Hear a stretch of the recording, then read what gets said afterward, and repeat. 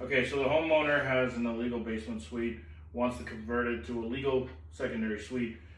So what the inspectors are going to want to see is this is an exterior wall. They're going to ideally want the whole wall opened up, but we're going to try our best to give them a slice of what they're looking for, meaning we're going to open up a section of the wall specifically around the receptacle at the bottom, the outlet. We're going to show them what it looks like behind the wall. Now, if they're happy with that, we might get lucky and they may not need the whole wall opened up. This is where the change of scope can lead to increased costs for a homeowner. And this is exactly what I'm going to show you. So I cut a hole in this drywall, took the drywall off. This vapor barrier is designed to keep the cold air on this side of the vapor barrier and the warm air on this side, specifically during winter when you have that hot and cold cycle. So what does this do? This creates a huge gap in our vapor system, so all that condensation is going to occur here. Now, it's quite miraculous that it didn't actually occur on the big side of the drywall. However, you can see that there's a little bit of mold forming at that bottom. It's not only cut here, I don't know why. Somebody obviously did a number on this, but and obviously, as you can see, my cut is a square cut, so this isn't even me.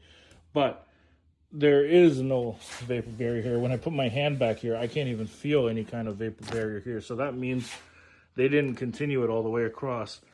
Unfortunately, what this means is that more wall has to be opened. I need to find out where they stopped this vapor barrier, open up the wall, and put a sheet of vapor barrier on.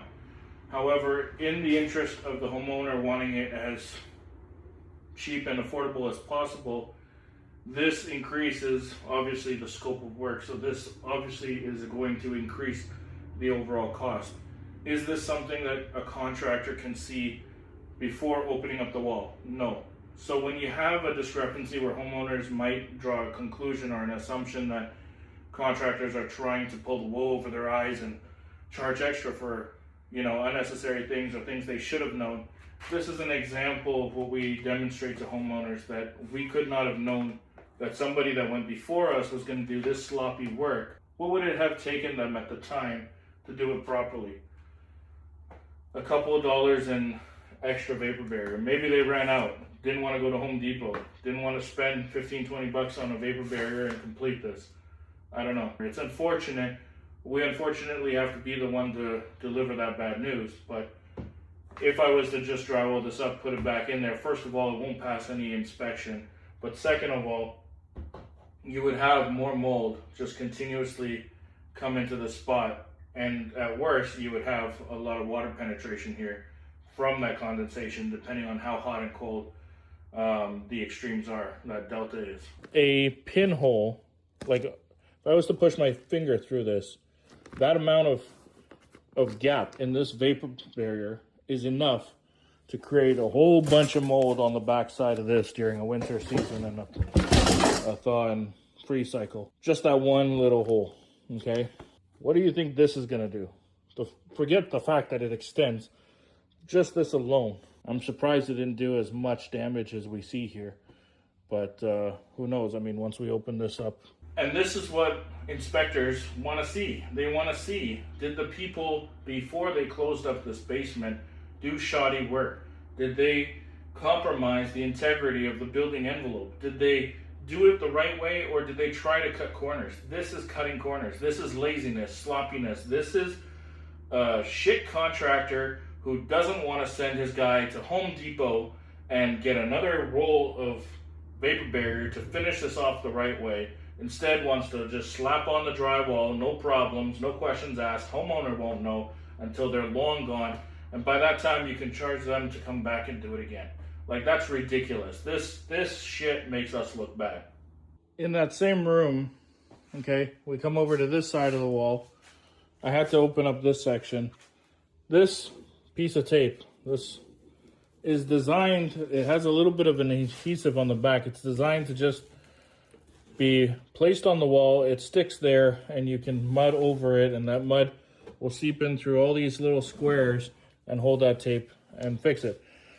Paper tape, this one, is designed for when you have old drywall and new drywall and you want it to blend seamlessly. Then and only then can you maybe consider this. This was new construction. This was a whole sheet of drywall that they put up, and they're using this crappy tape over here. That's horseshit. Like, this is the wrong kind of tape, but what do you expect? Now you get a picture of the kind of contractor that was here before. You get a picture of them not knowing the proper materials to use, them not doing the proper work. Then it opens up your eyes. Holy shit, what am I going to find everywhere else? But you see how that insulation issue was over there and they didn't do the bottom. I'm hoping we don't have to rip it open all the way up to here. I mean, like, who knows how far this goes? Did they do the same thing here? Like, you know, and these are issues that we're going to have to bring up with the homeowner, and they're going to have to understand that, you know, if we don't open up everything and we open up only what we need to open up according to the city, are we going to have problems down the road? And that's a gamble that they're going to have to take. Here's another telltale sign of shoddy work. Somebody who did the trim around the store. See how that sticks out just past the baseboard? That's pretty much considered poor aesthetics. We don't ever have the door trim stick out past the baseboard. If they brought the trim all the way down to the floor like they were supposed to, and made sure that the edge of the trim was 1/2 inch like they're supposed to, this 1/2 inch baseboard would butt up and be flush to the trim, and it would actually wrap around the way it's supposed to. So whoever did the trim for this basement obviously didn't know what they were doing. Another example of who was here before me. This guy was the cheaper guy. He gave the cheapest quote. All right, guys, so I'm working on my audio. Bear with me.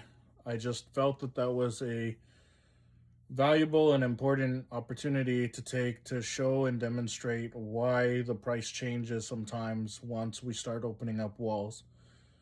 What was supposed to be just cutting out a square to expose the electrical has now turned into a bigger job where I need to open up that entire wall, primarily to address the incompetence of the contractor that was there before me. And I really hate putting other people down, especially when they can't really be there to defend themselves. But I'm sorry, they legitimately fucked up. So the problem now is I got to go to the homeowner and say, hey, remember I told you that we were sight unseen behind the wall. If I opened it up and there were issues, and he was hoping that there wasn't, and so was I, then we'd have to address them. What's the problem with just trying to put a Band-Aid solution on it? Well, apart from the obvious that it's going to have leaks and create mold issues down the road, assuming that wasn't a factor, the problem is if the inspector takes a peek and does what I did and moves that and sees no vapor barrier, this is what he's going to do. He's going to call it, fail the inspection, and put in a request that absolutely every single exterior wall be removed and opened up for full inspection. Because now he's found shoddy work. He's found a problem, and he wants to make sure that that's not an issue. Again, remember, this is the city inspector protecting you as the homeowner. This is a good thing. But in this case, if the homeowner doesn't want to spend the money ripping down every single exterior wall, what do? Right? I mean, this is the dilemma that we're in, right? So all we can do as professionals in the field is inform the homeowner, inform them of the consequences of not fully inspecting everything, explain to them what the cost would look like both ways, what the bare minimum is, and go from there. The reason why we don't want to open up more than we have to is because once we open up something and we see something wrong, we have to address it. If we don't open it up and we don't see anything wrong, there's no requirement to address it. I'll work on my audio and hopefully produce better content for you in the future.